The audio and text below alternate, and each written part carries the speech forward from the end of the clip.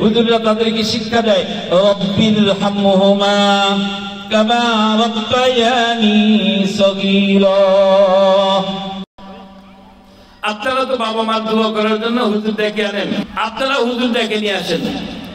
হুজুর দোয়া করতেছে, যার জন্য যেই মাইয়াতের জন্য দোয়া করে ওই মাইয়াতের সন্তান কিন্তু দোয়া শরীক হওয়ার সুযোগ পায় না। ওই যে দুয়ার শেষেই তবারক বিতরণ করতে হবে। কে কোন দিকে তবারক বিতরণ করবে, কে কোন দিকে প্লেট দিবে, কে কোন দিকে পানি দিবে, কে কোন দিকে আলু ঘাটি দিবে, এই ব্যস্ত না কি বলেন? বাবা মার জন্য বাবা মার কুলখানির দিন দোয়া করার এই সুযোগটা সন্তানের জন্য হয় না। আর মাদ্রাসার তলবেল ইলমের জন্য এইরকম কুলখানির আয়োজন করে গরু মেরে মহিষ মেরে তারপরে এলাকাবাসীকে ডেকে দোয়া করার কোনো দরকার নাই। শেষ রাত্রে উঠে যখন মাদ্রাসার তলবেল বিসমিল্লাহির রহমানির রহিম বলে আলহামদুলিল্লাহ বলে যখন কোরআন শরীফ তিলাওয়াত করতে বসবে তো আল্লাহ রাব্বুল আলামিন তার ওযু করা শুরু থেকে শুরু করে কোরআনে কারীম যখন মুখের মধ্যে লাগায়া সেলফের মধ্যে রেখে দিবে, রেহাল আর কোরআন শরীফ যখন সুজদানের মধ্যে তুলে রেখে দিবে, ততক্ষণ পর্যন্ত বাবা মার আমলনামার মধ্যে একটা সওয়াব আর নেকি পাঠাবে। হাদিসের মধ্যে আছে, হাদিস বলার সময় নাই, ইদা মাতাল ইনসানু ইনকাতা আমালুহু, মানুষ যখন মারা যায় তখন তার সমস্ত আমলের দরজাগুলো বন্ধ হয়ে যায়। ইল্লা সালাসা, তিনটা আমলের দরজা চালু থাকে।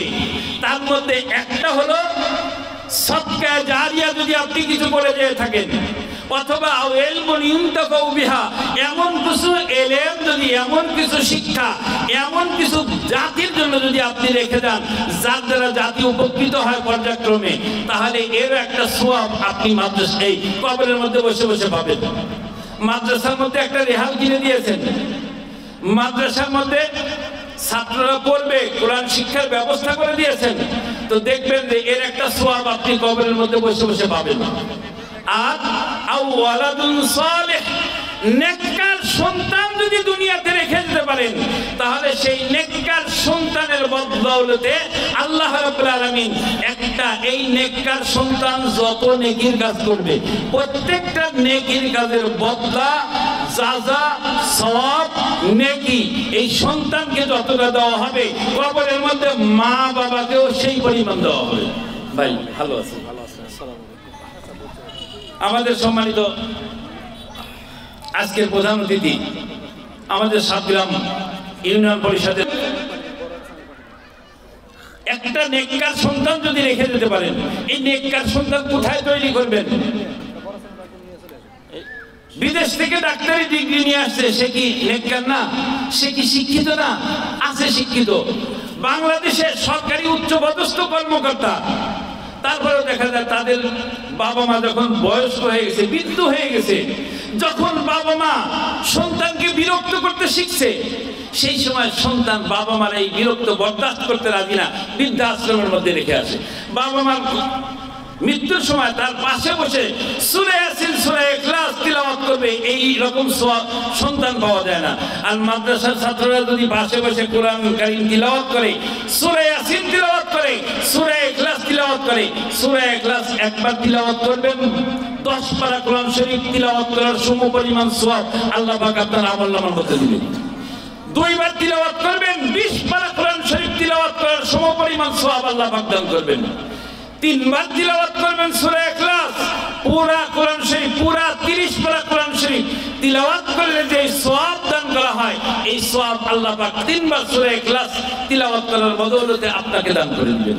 এখন আপনি নিয়ত করে নেন যে আমার মরহুম বাবার জন্য, আমার মরহুমা মায়ের জন্য, আমার মরহুম ভাইয়ের জন্য, আমার মরহুম দাদার জন্য, আমার মরহুম নানার জন্য আমি 3 বার সূরা ইখলাস তিলাওয়াত করলাম। ঠিক এক খতম কোরআন শরীফের তিলাওয়াতের সওয়াব আপনার মরহুম দাদার কবরে, আপনার মরহুমা দাদির কবরে, নানার কবরে, নানির কবরে, যার জন্য নিয়ত করবেন তার কবরের মধ্যে আপনা আপনি পৌঁছে যাবে।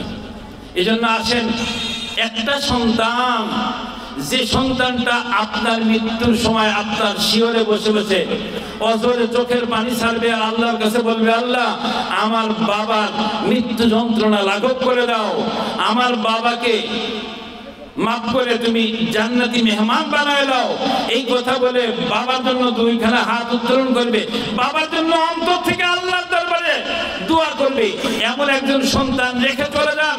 আমি খোদার কসম দিয়ে বলতেছি, আপনার সন্তানকে আপনি ইংরেজি শিক্ষায় শিক্ষিত করতে পারেন নাই, বৈশ্বিক শিক্ষায় শিক্ষিত করতে পারেননি, আপনার সন্তান ডিসিএসপি, এমপি, মন্ত্রী, মিনিস্টার হতে পারেনি, কিন্তু আপনার সন্তানকে আপনি একজন আলেম বানায় গেছেন, একজন হাফেজে কোরআন বানায় গেছেন। আপনি ঠকেননি, বরং এসপির বাবা ঠকছে, এমপির বাবা ঠকছে, ডিসির বাবা ঠকছে। আপনি একজন হাফেজের আলেমের বাবা হয়ে কিয়ামতের মাঠে জিতে গেছেন। যেই জিতার পরে আর কোনো মাঠ নেই, ওই মাঠটাই শেষ মাঠ। সেই শেষ মাঠে যদি আপনি জিততে চান, তাহলে একটা হাফেজের আলেম সন্তান থেকে দুনিয়ার থেকে বিদায় নেন।